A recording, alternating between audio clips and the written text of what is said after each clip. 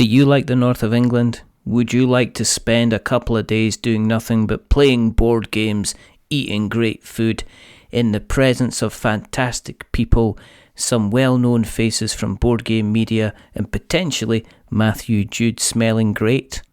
Then come to AireCon between the 13th to 15th of March next year. Tickets and more information are available on their website. That's aircon.co.uk and also in the links in the show notes. And now, on with the show. $4.95. All you can eat. What's the word on the street?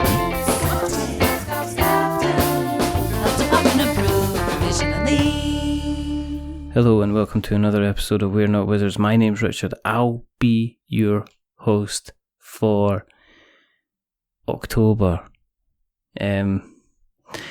It's, you know what it's like, you spend the entire day, you're out and about, you really don't have time to grab yourself a snack, because if you grab yourself a snack, you're going to grab yourself a bar of chocolate, and then that'll fill you up, but at the same time you're going to feel bad about the fact that you're just eating junk yet again, and you're going to have to stuff that chocolate bar wrapper down the side of the car pocket where you keep the rest of the chocolate car wrapper, so you decide you're going to have to stop. But you're not just going to stop at any place, you're going to stop at a fabulous all-you-can-eat restaurant.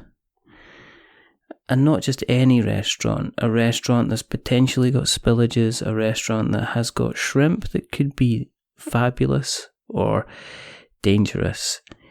This is Scoffton. It's the all-you-can-eat restaurant buffet. And I'm speaking to Gavin Vance from the Vamoose Co. And he's going to tell us all about it. So welcome to the show, Gavin. Thank you for having me, Richard. I appreciate it. No, it's I'm delighted you are here, because we've been kind of talking on and off for a little while, because as you might guess, I'm slightly far away from Gavin in the terms that Gavin is in Australia, and I am in Scotland, which means we're pretty much on the other side of the world. So that means there's a lot of wire, a lot of internet, and a lot of fingers crossed going on to make sure that this thing kind of stays together and doesn't fall apart. But we'll just have to see how we get on, won't we, sir? That is true. And might I add, it's also a lot of very inconvenient time zone incompatibility. So it has taken a while to pull this together. And I'm sitting here enjoying my Sunday morning, or my Saturday morning, rather, while you enjoy your Friday evening. It's just completely messed up. How is tomorrow so far? Is it okay? It's quite good. It's sunny where I am, yes. Oh. I thought it would always be sunny.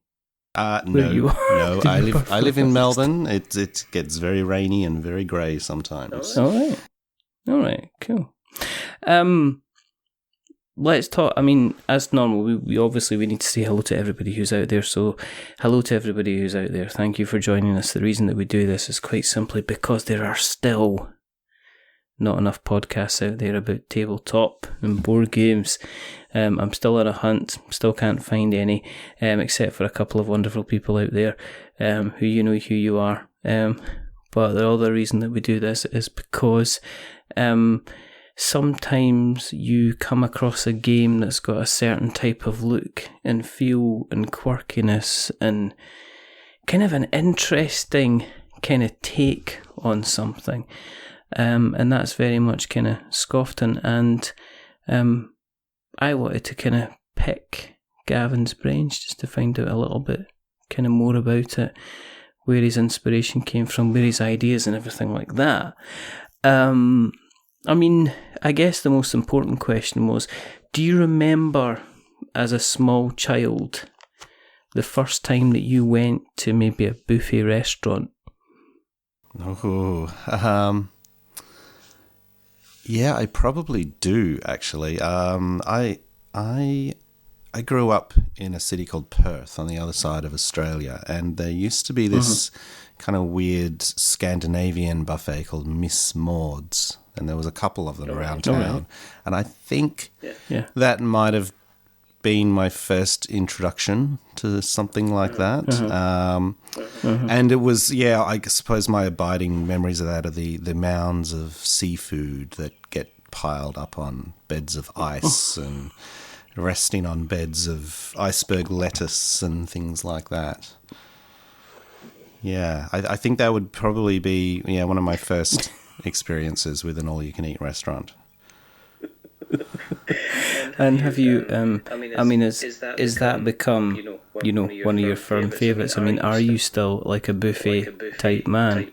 I mean, would you rather spend an entire Sunday kind of, eating out wherever you can? Or, have things changed? Have you refined your tastes in terms of what you do when you do like to go out for a meal? I think my tastes have definitely refined. I think I'm happier to spend a little bit more money usually and, get something pretty decent. I did recently, it's going back to the beginning of the year, but I was on holiday in New Zealand and I was in a place called Rotorua, which is that place with all of the geothermal activity. Very interesting town.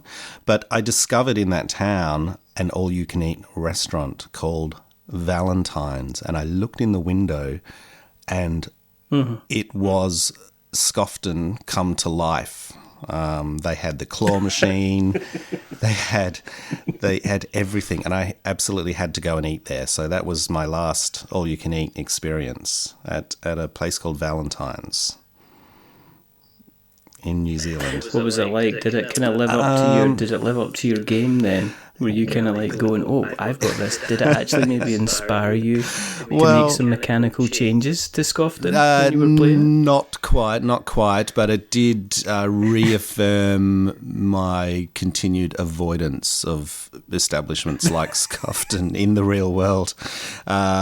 Suffice to say, it was pretty odd, sort of butter chicken served with pizza. So that kind of thing. Yeah, I think the general rule of thumb is if the restaurant bill is going to be less than how much it costs to park at the place, then you're probably better kind of and safer kind of going somewhere else. That's basically. true. That's true. I must say though, Valentine's was, it wasn't cheap. It wasn't $4.95 the way Scoffton purports to be. No, it was a little more than that. I don't know. It's been a long time. I think the last time I went to a kind of an all-you-eat buffet, I think it was kind of like there used to be a big, huge place, quite a distance as well from me. That was like a Chinese meal kind of buffet. And it had pretty much everything and anything, kind of sesame covered various items, things on skewers, tubs full of various sauces that some of them were mild and lovely and the other ones kind of, blew the hair out of your ears and your nose kind of thing. And, and it was always a case of I'm potentially running the kind of the food poisoning train here, but the stuff was incredibly Moorish because everything was battered. Yeah, that's right. Yeah, and it was these massive canisters of like kind of egg fried rice and stuff like that. And everybody so far is going, "Where's the board game chat?"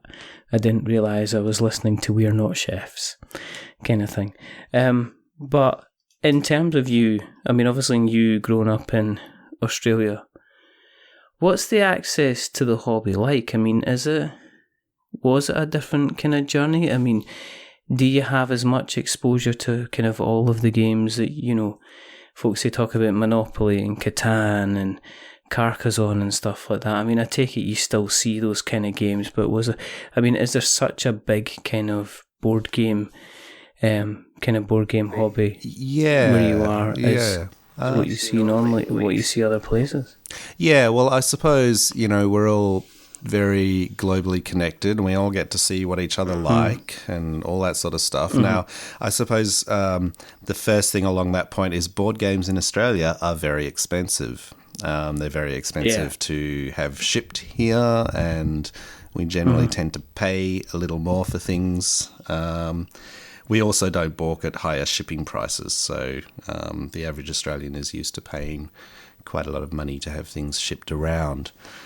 In terms of the hobby, obviously, I grew up in the 80s, grew up with, all the classics, Monopoly, Connect 4, Scrabble, all of that stuff. Didn't really think too much about board games as a teenager. Sort of mid-2000s or so, got introduced to Catan, which obviously is one of the classic ways to go. And, board games then became, a fixture in our kind of social life. And eventually Marcus, the other half of Vamoose and I, we had an idea to start designing a game around about 2007. So, that we've been doing it for a little while. That's because I've still got my stupid head on when somebody says, 1990. If they say to me that was like almost 30 years ago, I'm like, shut up. 1970 was 30 years ago. 1990 was like last week kind of thing. So when somebody says to me the 80s, I'm like, yeah, I remember the 80s. I grew up in the 80s kind of thing. I mean, when you were growing up in the 80s, one of the things that happened round about, it must have been about the early kind of 80s, 86, 87, 88, we started to get your Australian kind of soaps coming over. Yes. So everybody went daft over here for Neighbours. And then closely followed by that, there was like Home and Away as well. Were you aware of the time of how people in the UK were like pretty much skipping school in order to go and watch kind of like Kylie Minogue and Jason Donovan and everybody like that kind of live out life in Ramsay Street kind of thing?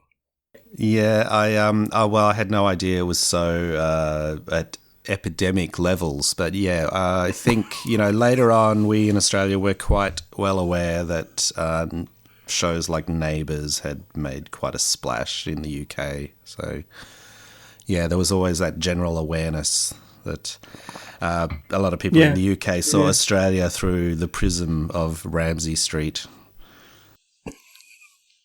It was either that or there was another show, it was Prisoner of Cell Block H. Which was another one. Yeah, Prisoner was a classic, Which was kind of like your late at night kind of, you knew you'd reached kind of rock bottom in terms of the choice on the telly, where you decided to flick through to Prisoner Cell Block H and you kept it on the channel and kind of kept watching. And there was a point, I think, where I ended up kind of watching it on a kind of a regular basis and starting to know the characters and starting to get invested in the characters. And then I knew I had to walk away. Right. It wasn't a good time. Gavin, Prisoner is considered an absolute classic of Australian TV. Yes. Yeah, absolutely. No, it's a good choice. Yeah. But incidentally, as far as Neighbours is concerned, it's it was filmed in the city where I live. You can get little bus tours that take you down to Ramsay Street and all that sort of stuff. Yes, so it's all there waiting for you should you decide to visit. I was going to say, well, I wasn't a big into it, but I was like, because at the time it came on, it was basically round about the time after everybody had their evening meal. So it used to be the case, you used to come on like about 5:30. So you get home from school, your mum or your dad would put your dinner on, and then you'd make sure everything was finished for like 25 to 6 because that's when it came on, and it was just absolutely ridiculous. It was such a kind of like a tour de force, and it's always kind of interesting seeing you grow up in the 80s. If you're like just going, it's just this crap that was on the telly. For some reason, everybody else kind of loves it everywhere else. In terms of, you mentioned you and Marcus kind of forging to go together. So how did you guys kind of meet then? Have you been friends for a while, or did you meet like kind of college, university type of thing? Or? Yeah, well, look, we would have met in the early 2000s, so we would have been in our early 20s. And yeah, just met through, social scenes, I think, our partners and stuff. So we, we became friends, didn't think about board games for a long time. That all came a bit later. So, were you both kind of like into board games, and then one of you confessed to the other that you like board games, and then you realised you both like board games, and then it kind of went from there? Yeah, basically? well, it was definitely Marcus. I remember playing Settlers of Catan at Marcus's house, and seeing seeing that other side of board games probably for the first time, getting quite into it or being quite intrigued by it. And then shortly after, of course, I bought the next cliche in the journey towards board games, which was Carcassonne. So, of course, we got into that for a little while, and yeah, that's it's a pretty standard couple of first sort of games to be introduced to it all, but it works. I mean, with you saying it was, it can be quite expensive to have kind of get games kind of in. Do you have a reasonable size collection yourself, or are you kind of generally aware of have you got quite a curated kind of collection? I myself don't have a large board game collection. I probably don't have the space for it. I probably don't have the desire to own lots of games. We tend to, gravitate around board game nights, or, we have a social circle of various different people who own various different games. So it's maybe a little more collectivized. Obviously, lots, if you go to conventions, there's always a games library, and that's the time you can try out games you don't own. So, yeah, I tend to, I'm not obsessed with collecting games or, displaying games or anything like that. We have a few games in the cupboard. I mean, it's probably more of a shelf of shame than a games cupboard, because there's a few unplayed items there. Having said that, I don't want to obsess over things. Occasionally I will see something shiny and new in a shop and think, I might need to have that, and I will put it in the cupboard and then look at it from time to time if I can't get it played. So, which I think everyone does. What's the game? I think everybody's guilty of that. I mean, I'm currently, the microphone is resting on a copy of Through the Ages. Oh, yes. And I mean, the number of times I've seen Paul Grogan introduce the first 10 minutes of his how to play video on Through the Ages. Yes. And you haven't been able to It's commit. absolutely ridiculous.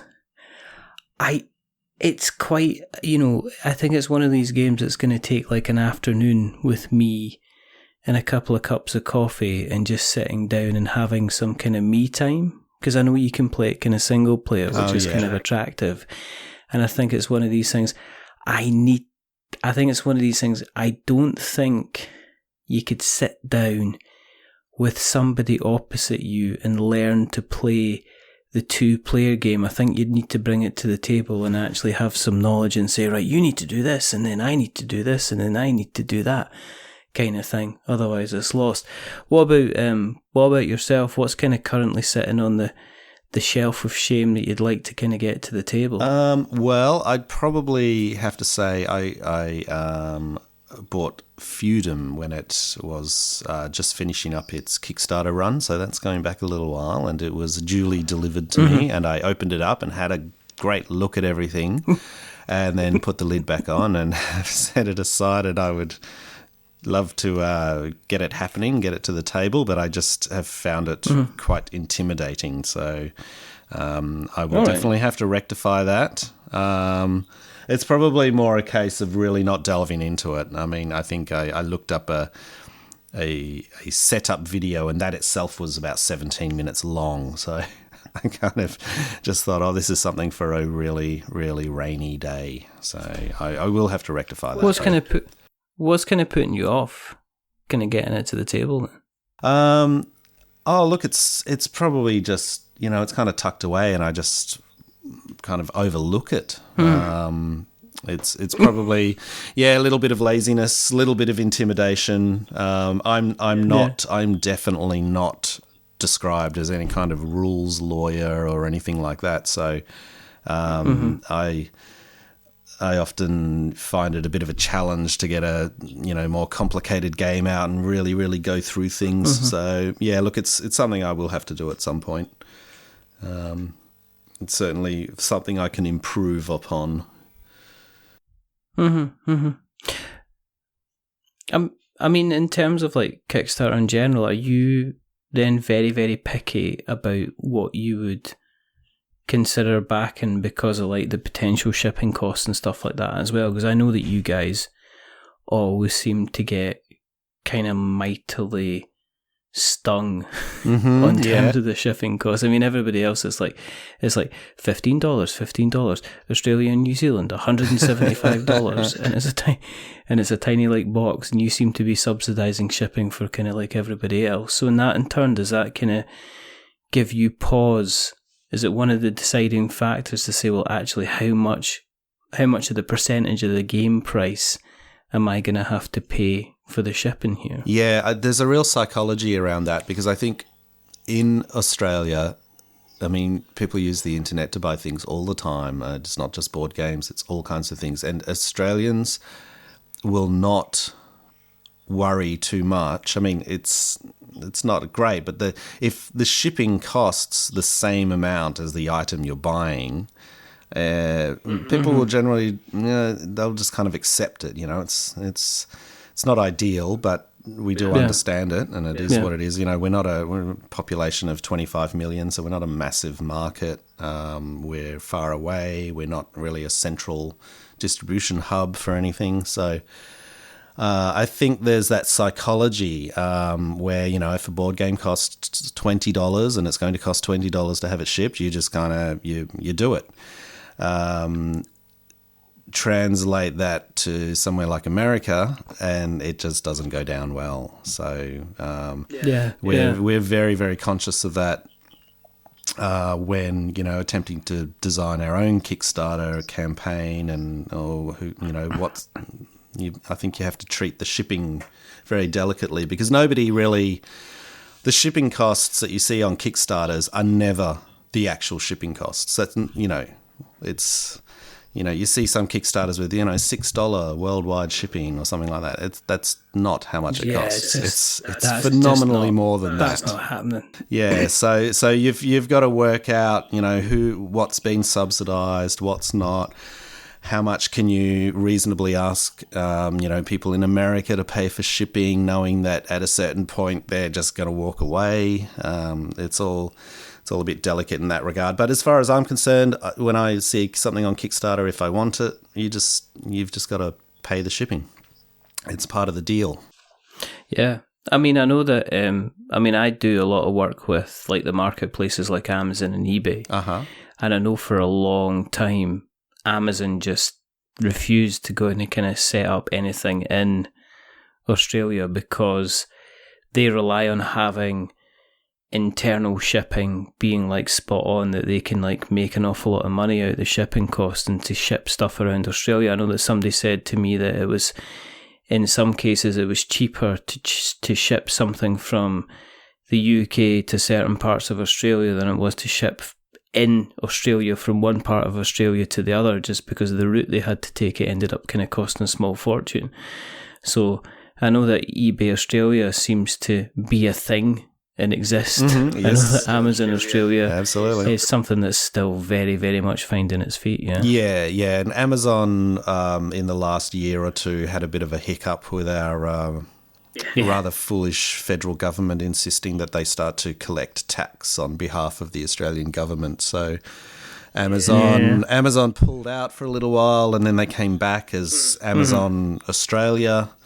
So they are there, but they've had a couple of hurdles, and it's probably not so ingrained in from what I hear of our friends in the US, Amazon is it's like the grocery store. It's like, oh yeah, just pick it up from Amazon, and it arrives within hours.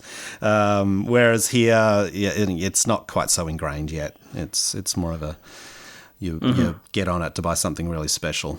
Yeah. What made you decide then to sit down with Marcus and kind of put a game together? I mean, you said it was like 2007, so I mean, it was over 10 years ago now. Well, so what was the kind of? I mean, what was the reasoning behind that? Okay, so this story predates Scoffton.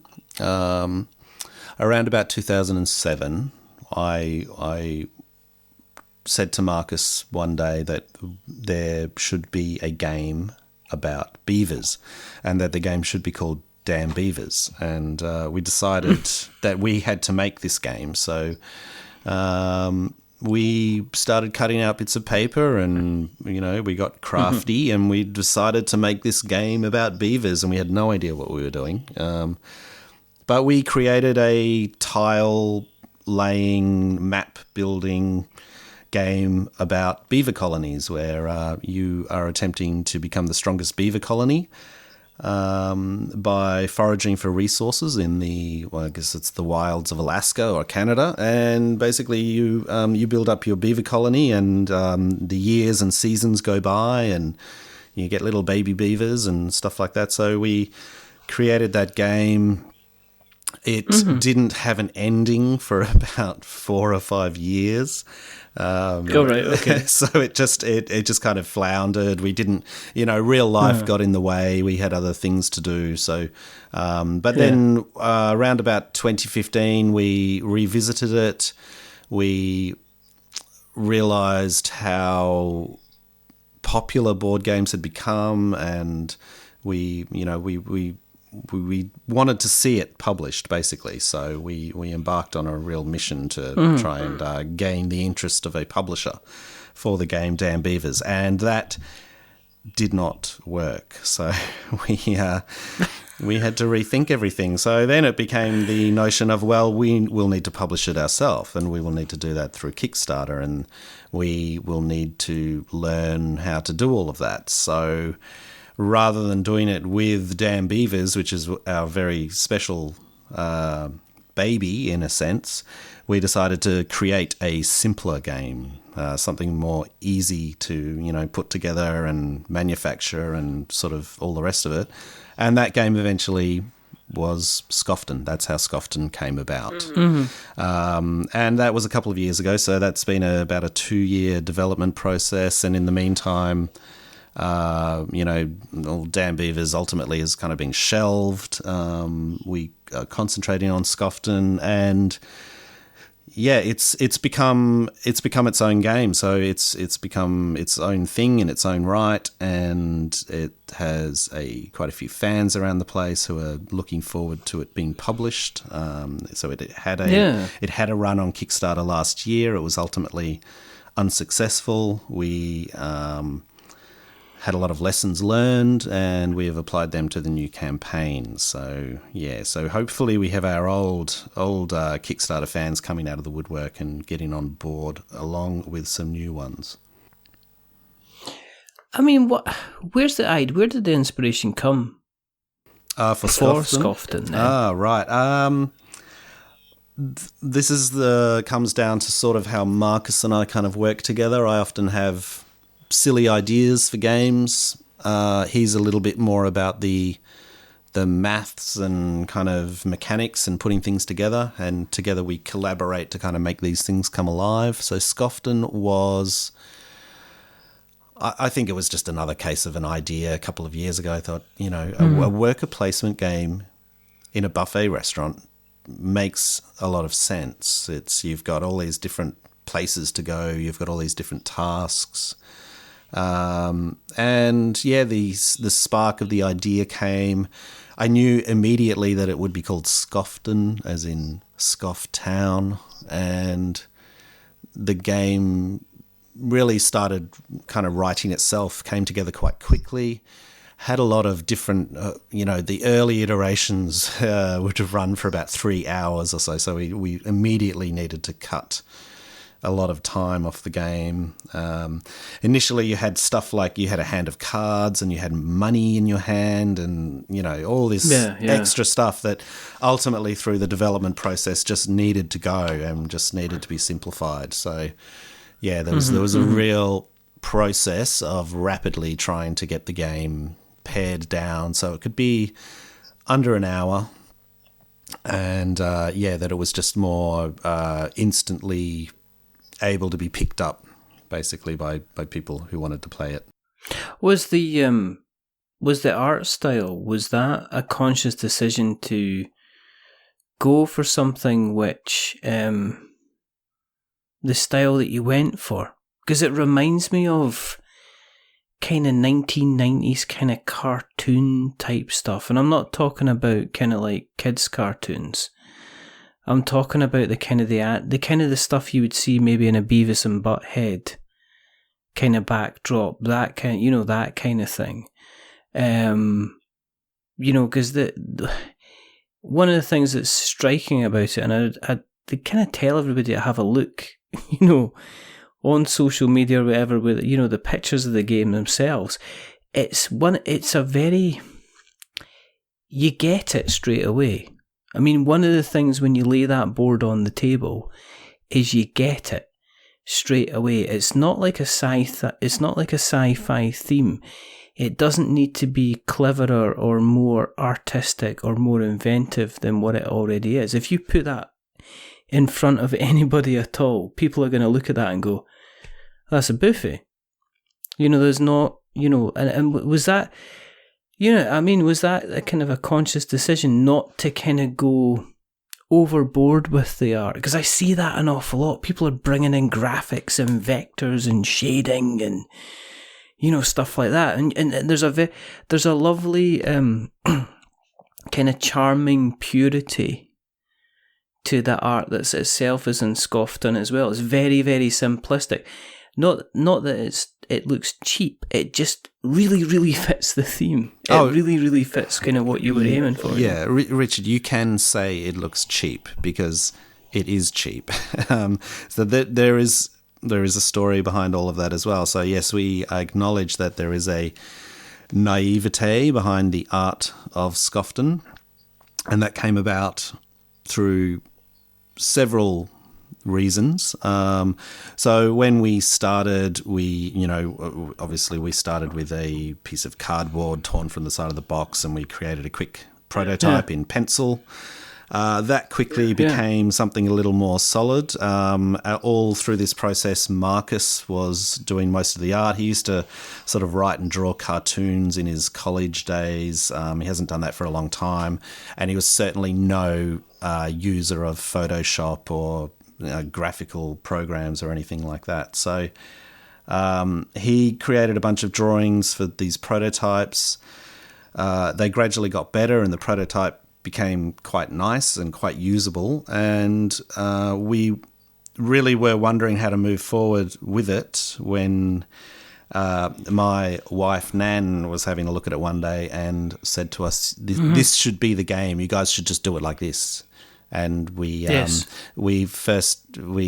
her out of the room, and then once we'd calmed down a little bit, we kind of thought, maybe that's not such a bad idea. Maybe we should go ahead like this. It would be risky and probably quite difficult, but it might actually work. And so that is why, the art of Scoffton is the way it is. It's basically a 1 to 2 year process of somebody, working out how to use Photoshop with guidance. We brought in a young friend of ours, a guy we met through the gaming scene called Jonathan Kalea, who is acting as the art director. So some of the vision for Scoffton, like the way the restaurant floor looks and all of that, has directly come from Jonathan's application of his skill set to things. So, it's been a collaborative effort in that regard. Having said all that, now when we launched last year, it had an alternate cover, which was my cover concept, which was a picture of the restaurant with a, police car out the front with its wheels stolen, and it was, really shabby. And so that piece of art didn't quite seem to connect with the intended audience through the last Kickstarter. So that was the one thing that we really have changed, is that it has a brand new cover done by Len Peralta in Cleveland. He has done some of the Munchkin stuff. He also has a great channel on YouTube about drawing as fast as he can. So he's a rapid illustrator. He does things really quickly. And his style suited exactly what we were after. It was, well executed with still giving you the shabbiness of the restaurant that is Scoffton. So, that was sort of the journey that the art has taken. And, we accept that it's divisive. Some people love it. Some people are not so keen on it. So that's just one of those things we have to accept. I don't think it would have worked if you'd gone for something that looked realistic. Oh, absolutely. Yeah. Do you know what I mean? Does not lend itself to that. I just don't think it would have worked as people, because you would had to make it really, really ultra realistic, and then it would have taken it down kind of like a serious track. And I think when you're coupled in with the rest of the art, because I guess we should maybe talk about. I mean, I've played I've played a couple of games of Scoffton now, and the kind of the art, once you play it, you kind of get the reason why the art has been the way that it is, because there's extra parts to it. Basically, the idea behind it is you're basically, it's almost like a set collection kind of game. You're using worker placement in order to collect the right kind of food, which will then allow you to fill up certain parts of your tummy or your stomach, which you can tie into the kind of the menu of the day in order to score certain amounts of points and shut off that certain part of your stomach and score it. And then you've got a separate little kind of dessert stomach, which I found absolutely hilarious when I first saw it, because I was like, yeah, that's definitely me. I've always got enough time to eat. Here I am chomping down on some pork belly, and then afterwards it's like, oh, I feel really full. And it's like, but I can definitely go ahead and I can definitely have some of this lovely caramel popcorn that I've left on the side for myself as well. So that kind of got like a definite kind of hee-haw from me when I was kind of like playing through it. But it's very it's quite simple in terms of the mechanics, but there's quite a bit of strategy to it. I mean, when you're doing something where it's kind of fairly simple, I mean, you're saying, right, okay, you're taking what you would normally say your workers, but in the case it'd be a member of the family from like the table, you're placing them at a point in the buffet, and then based on, you've got little tiles which have various different food on them, and you take that back to your table, and then you eat it, and then it goes in your stomach. But you mentioned obviously before that you had money and stuff like that. Did you kind of strip it back as much as possible to make it flow as quickly as possible as well? Yeah, absolutely. That was part of the process. So the first few iterations of Scoffton, as I said, would go for 2 to 3 hours. It was way too long for the depth of the game. We really wanted to create something that was going to play in an hour or under. A game that is enjoyable for adults on games night, but can also be played by, kids around 10 years old with a bit of guidance. So that was sort of part of it as well, like a bit of a family game that is still fun to bring out with your adult friends on a Saturday night or something. There was just initially there were so many ideas. Because the very notion of an all-you-can-eat restaurant, there's a whole bunch of things that just are immediately obvious. I mean, the poison prawn was obvious; that was there right from the beginning. The claw machine was there right from the beginning. The claw machine's brilliant. Yeah, so it had to have a claw machine. It had to have the potential for leaving you very, very, very sick. There was a lot of fine tuning that went on, and so at one point we had all of these cards that was the lost and found was a deck of cards that you could take some into your hand, and there was money in there. So we initially were, you could buy drinks, and then we thought, well, hang on, that doesn't really make sense. It clogs up the game. The deal with an all-you-can-eat restaurant is you pay one price, you walk in the door, and it's all yours. Yeah. So the idea of having money in the game very quickly fell by the wayside. We need to get rid of that, and the deck of cards that could be taken into your hand became the lost and found, which obviously is the 4 cards that sit at the side of the board that you can go and visit if you want to utilize those items. But it was important to strip all of that back and, make the game flow and simplify things. So, just not having too many concepts flying around all at once. Mm-hmm, mm-hmm. I mean, I've given like the briefest kind of version of kind of how the game plays. Do you want to give us a kind of a rundown of what you would do on a turn, Gavin? Sure. Okay. Just to kind of to let people kind of make people aware of it, because I kind of really liked the simplicity of what was available. But again, if you let everybody know kind of how you would play a round, basically. Yeah, so a round basically takes place in 3 phases. Now, in your hand, you will have your 3 diners, and you will have 1 sneeze. Now, the sneeze doesn't always get used, so it's sort of an accessory that can be used occasionally if you want to reserve food items. But your 3 diners are the workers that you're going to use.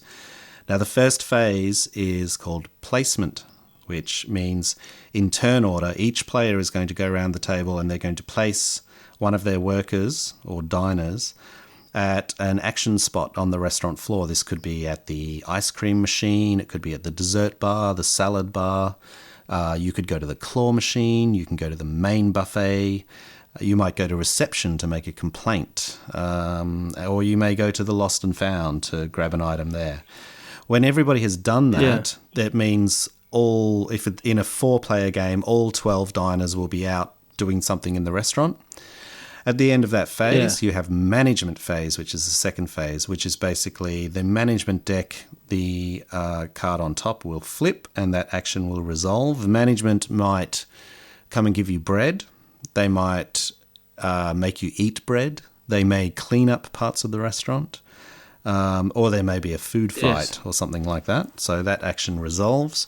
And then after that, it's time to activate. So once again, in turn order, players take it in turns to bring all of their diners back with the items that they've collected or the items that they need to action. Yeah. And the way it works is that the order in which you put your diners out is not the order in which you bring them back in. So you can make immediate tactical changes based on what other players are doing to either mitigate the effects of what they're doing or take advantage of what another player might be doing. So, a lot of attention needs to be given to what other people are doing, what you think they might be trying to create on their table and belly, in order to basically take advantage of any of their actions that bring about a fortuitous situation for you. You need to kind of keep on top of that. Yeah. So that's basically a round. So that keeps going until somebody fills all of the sections of their belly, and that then triggers the end game. So, the person with the most value for money will be termed the winner. Because what you've got for the value for money is that's based on, you will decide at the beginning, you'll draw like a set menus, and what happens is menus give you value for money points based on combinations. So you might have like a surf and turf menu, so that would be some meat plus the prawns, and then you would get so many for that. And that's the idea of why you fill up your belly in kind of certain order, because if you get that right, that helps with the scoring that you get as well. The sneezing mechanic is absolutely disgusting. Oh, it is, but yes. also incredibly funny. And that basically allows you to prevent other people from basically picking up an item of food.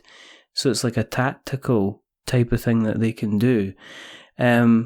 Was that an early addition? Did you have that in from the beginning, or was that something you brought in to say, well, how do we stop people from just going ahead and picking everything up that they need, kind of thing? That was quite early. So basically, it's like a little reserve token, so you can place it on a dish out on the restaurant floor, and nobody else may touch that dish because it's got your sneeze on it. The risk behind that is that management may come and clean it up. So the longer you leave it out there, the higher the risk of it getting removed. So you have to go and then retrieve the dish and take it back to your table and eat it. So, but that was, it was quite an early concept that, somehow came floating through my brain and manifested itself in that way, as these things just do. Imagine that. How you going to stop people from stealing it? It's like, well, I don't know, you block them or you can sneeze on them. And then it's like, you got to ask the question, has Gavin potentially deliberately sneezed on somebody else's food in order to take it away from them? I mean, I have questions, queries and posers about that kind of situation. The other thing that you also have is you've also got the spillages as well. Yes, there are spills. And again, they're there to kind of take up spaces as well. To, it almost kind of prevents people from jumping into spaces too. That's right. The restaurant becomes progressively messier as the rounds go on. So spills can be triggered by things like food fights, or there are a couple of lost and found cards that trigger spills, and basically people will place a spill in an area that they want to block off. And then you can't really get there unless you use items from the lost and found, such as the non-slip shoes. They will allow you to step onto a spill and take the item that you are looking for. What's the feedback been like in terms of playtesting, and how easy is it to kind of get the game playtested? Have you been kind of like having to go around different groups in the local area to get people kind of looking at it and play testing it and stuff like that? Yeah, we have done a lot of that. So playtesting has taken place over 18 months or so. It's, it hasn't really been playtested in the last 6 to 12 months because it's a finished game. It's ready to go. I run a little games testing night that operates, infrequently, but when it's required. I've got a bunch of people who enjoy playing prototype games. We go to conventions that occur around the place, and people are always happy to sit down and play. And then there are, some games groups, etc., that we might go along to and get people to try out the game if they so want to.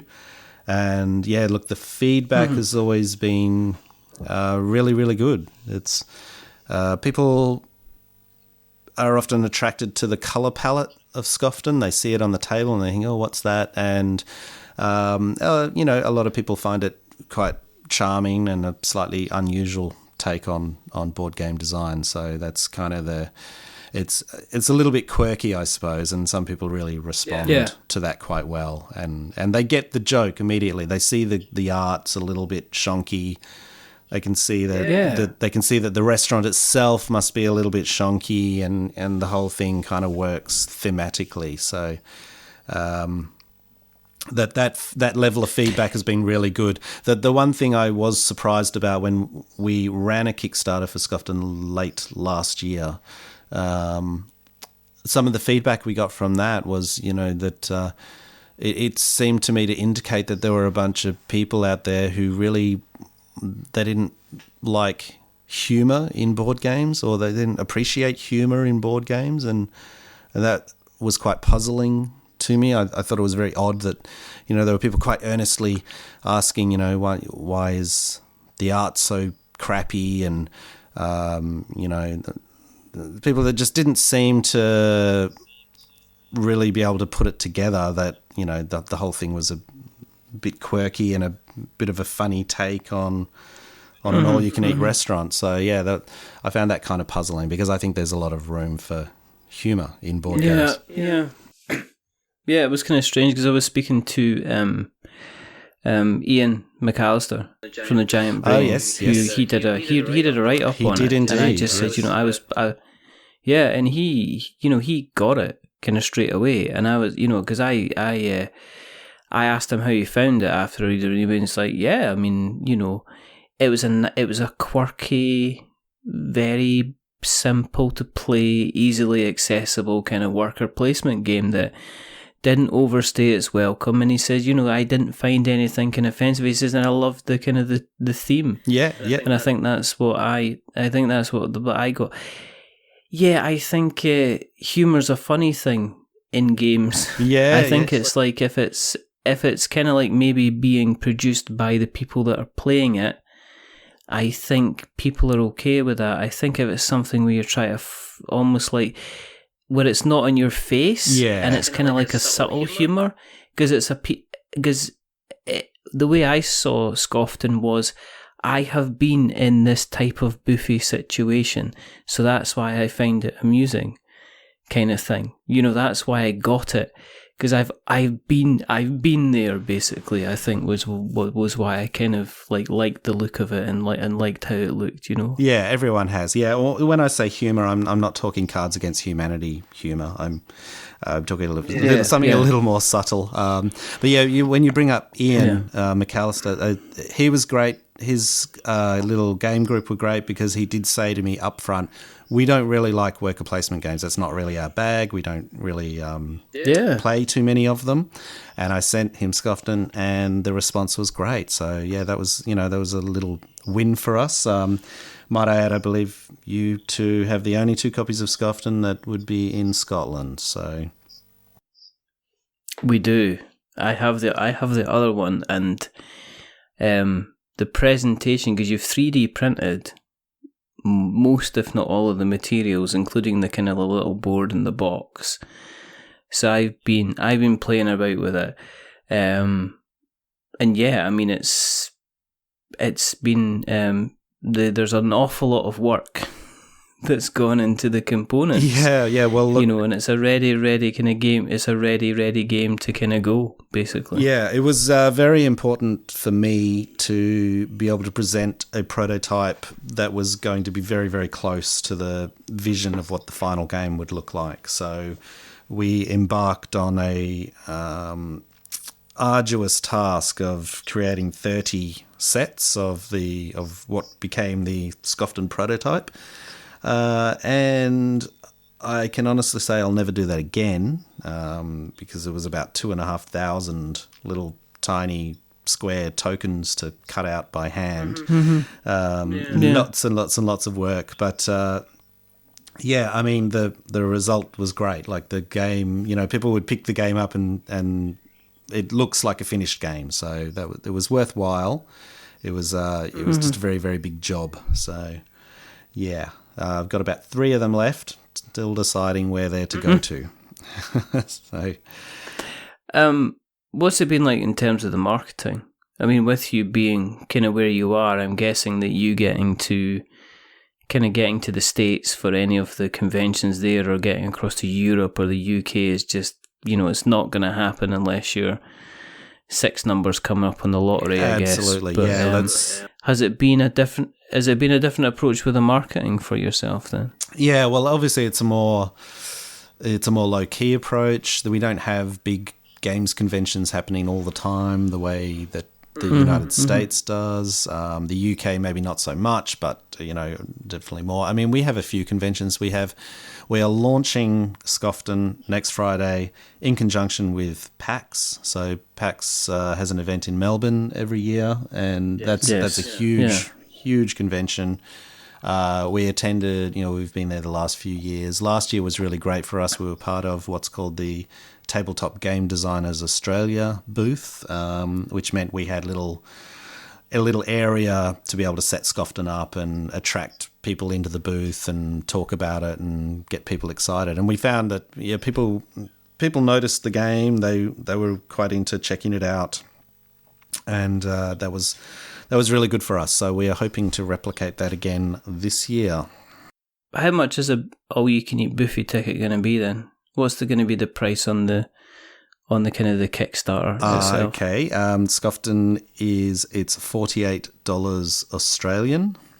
So I can't quite do the conversion on that right now for price in pounds. Let's do a live one.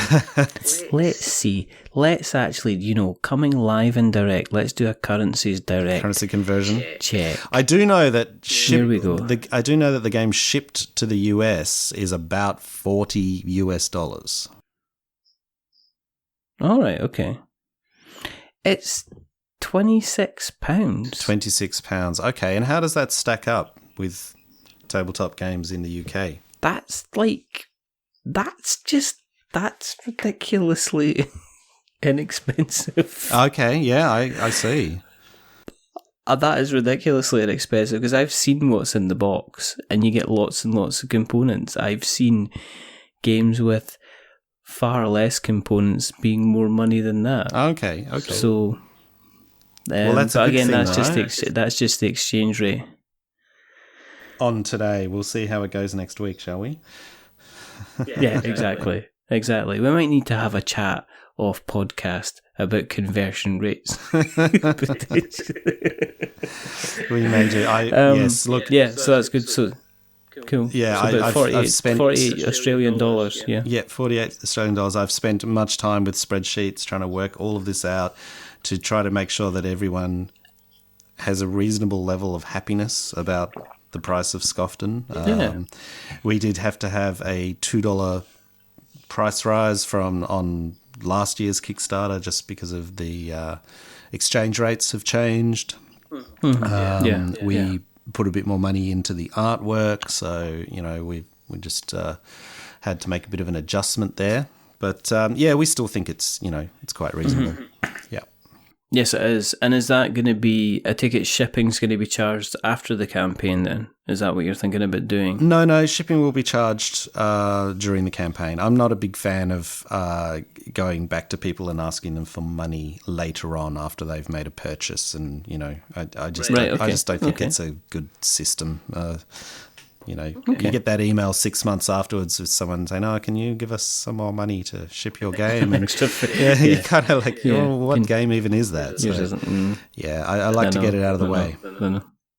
If people are interested in finding out more about yourselves, about the game, where can we find you on the interweb nets, Gavin? Well, one point of contact is vamoosco.com. That is VAMOOSECO.com.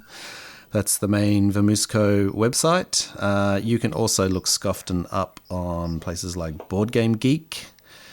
You can find me on Twitter at @the_prototyper. And you can find Marcus on Twitter, and he is at Spudhole. That's Marcus's handle. I'm not going to ask. Yeah, and various other. There's a little Scoffton YouTube channel, which has a little bit of material on it. We'll be releasing a bit more video content over the next week or so. There's a great playthrough video about to go up, which it has a full game of Scoffton played through it.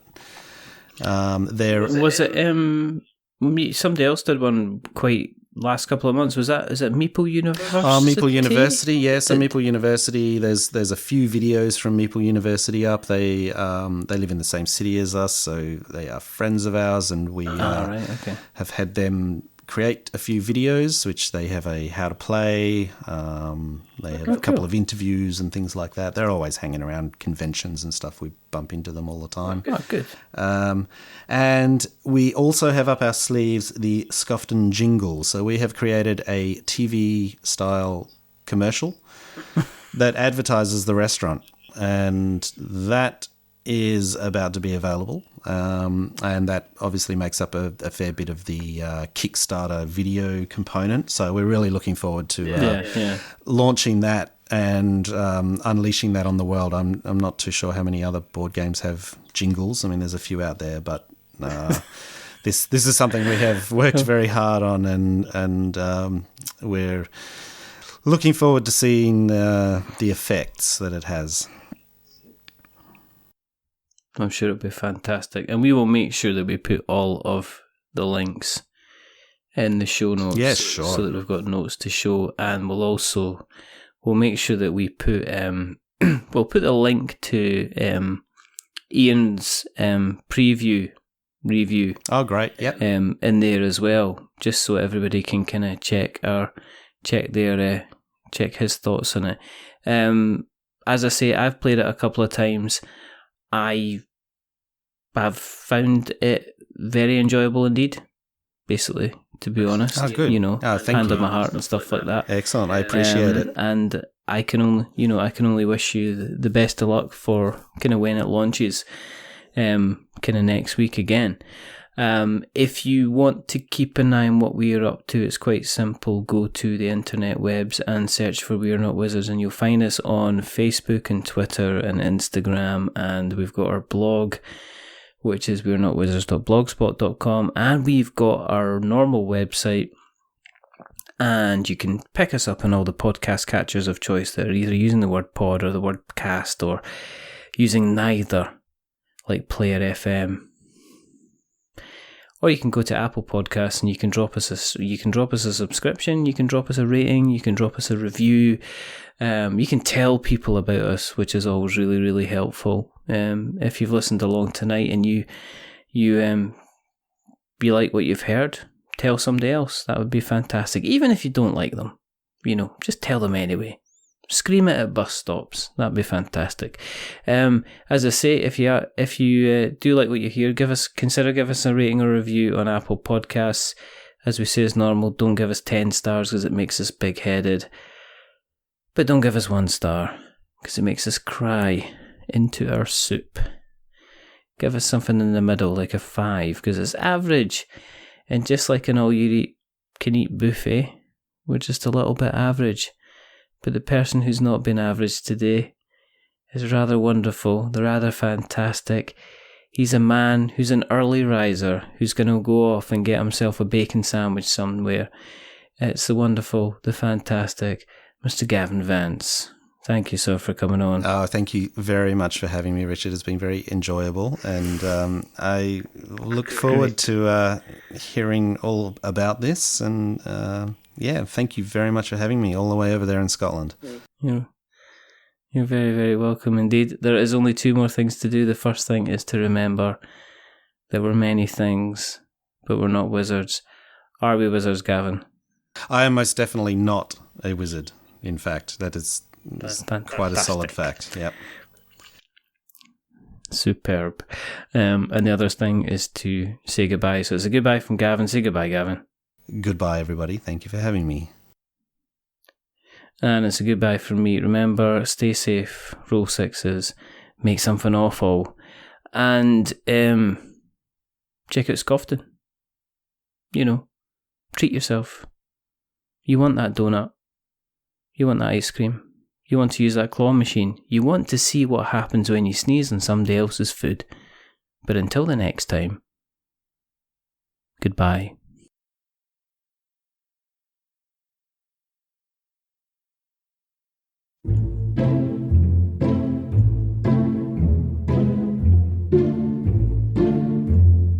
A wizard is never late.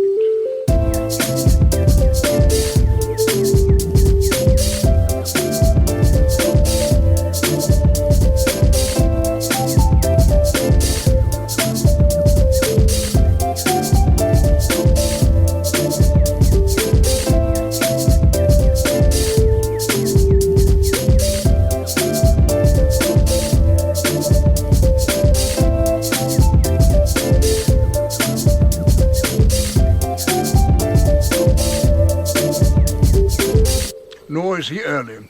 He arrives precisely when he means to.